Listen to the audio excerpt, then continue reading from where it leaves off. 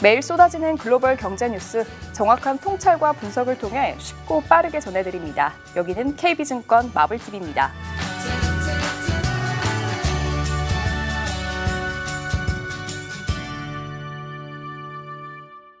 세계를 바라보는 새로운 통찰력, KB 글로벌 인사이트 3월 9일 지금 시작합니다. 첫 번째 소식입니다. 초당적인 경기 부양책 합의를 우선 추구할 민주당, 수면 위로 올라오는 증세 논의.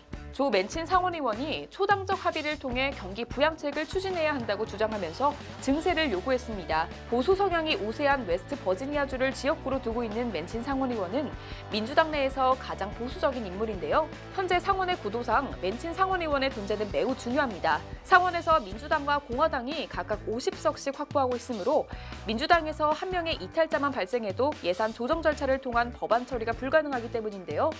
주말에 상원에서 통과된 1조 9천억 원 달러 규모의 추가 지원안에서 맨친 상원의원은 당론을 따라 찬성 투표했습니다. 그러나 바이든 대통령이 추진하고 있는 경기 부양책에서 공화당 의원들의 지원을 이끌어내지 못한다면 찬성 투표를 하지 않겠다고 선언했습니다. 이번에 통과된 추가 지원안처럼 공화당을 완전히 배제하는 것은 바람직하지 않다는 입장인데요. 상원 에너지 천연자원위원회의 위원장직을 활용해서 공화당 의원들을 설득하겠다는 계획입니다. 기후변화와 관련한 사실들을 청취해서 공화당 의원들에게 현실을 이해시키겠다고 했습니다. 증세가 경기 부양책 논의를 앞두고 수면 위로 올라오고 있습니다. 맨친 상원의원은 인프라 투자안을 포함한 경기 부양책이 2조에서 4조 달러 규모의 대규모로 나올 수 있다고 전망했습니다. 그러나 경기 부양책에 필요한 자금은 증세를 통해 조달해서 정부 부채를 늘리지 않도록 해야 한다고 했는데요. 법인세율은 현재 21%에서 적어도 25%까지는 올리고 트럼프 정부의 고소득자 감세를 많이 되돌려야 한다고 했습니다. 바이든 대통령은 법인세율 인상을 공약으로 내걸었지만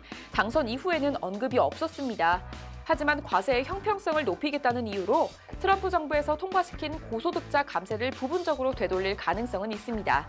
민주당 내에서는 탄소세와 유류세 인상처럼 온실가스 배출이 많은 부분에 과세하는 방안을 주로 검토하고 있습니다. 민주당 진보 진영에서는 부유세를 통한 인프라 투자 자금 조달을 주장하고 있는데요. 엘리자베스 워렌 상원의원이 제시한 부유세를 부과하면 인프라 투자에 필요한 3조 달러의 자금을 조달할 수 있다는 것입니다. 두 번째 소식입니다. 추가 지원안이 상원을 통과하면서 강해지는 경제 전망과 기준금리 인상 전망. 경기 민감주 강세 지속, 추가 지원안이 통과되면서 경제 전망도 상향 수정됐습니다. 이코노미스트들의 올해 미국 GDP 성장률 전망치의 평균치가 지난주 4.95%에서 5.5%로 대폭 상향 조정됐는데요. 소비자 지출과 정부 지출의 기여도 추정치가 상향 조정된 결과입니다. 2022년 성장률 전망은 크게 높아지지 않았습니다. 소비자 물가지수와 개인 소비지출 인플레이션 전망치도 높아지면서 모두 2%를 상회했는데요. 그러나 개인 소비지출 전망치는 이전과 동일한 1.8%입니다. 강한 성장을 예상하지만 인플레이션이 강하지는 않을 것이란 전망인데요. 제닌 옐런 재무장관이 1조 9천억 원 달러 규모의 추가 지원안을 통해 미국 경제가 내년에 완전 고용으로 복귀할 것이라 전망했습니다. 이 법안이 없을 경우에는 2024년에나 완전히 회복될 것이란 의회 예상국의 전망을 언급하면서 추가 지원안의 효과를 강조했는데요. 추가 지원안이 경기를 과열로 이끌지 않을 것이고 따라서 인플레이션과 금리가 과도하게 상승하지도 않을 것이라 전망했습니다. 3.5%의 실업률 하에서도 인플레이션을 보지 못했으므로 현재 실업률을 감안하면 인플레이션 압력을 우려하지 않는다는 것인데요. 조기 기준금리 인상 기대는 더욱 높아졌습니다. 시장은 2022년 12월에 1회, 2023년 6월, 9월, 12월에 각각 1회씩 인상을 전망했습니다. 2023년 말까지 총 4회 인상을 전망하는 건데요. 반면 연준이 작년 12월에 발표한 점도표 중간값을 기준으로 보면 2023년 말까지 기준금리를 현 수준에서 동결하겠다고 전망했습니다.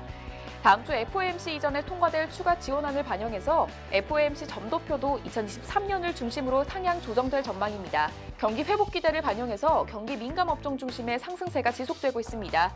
소재, 금융, 산업, 에너지, 경기 소비 등 경기 민감 업종의 상승세가 강했는데요. 경제가 빠르게 성장할 것이란 기대를 반영한 겁니다. 반면 나스닥 종합지수는 전일 대비 2.41% 하락하면서 고점 대비 10% 이상 하락한 조정 구간에 진입했습니다. 지금까지 글로벌 인사이트였습니다.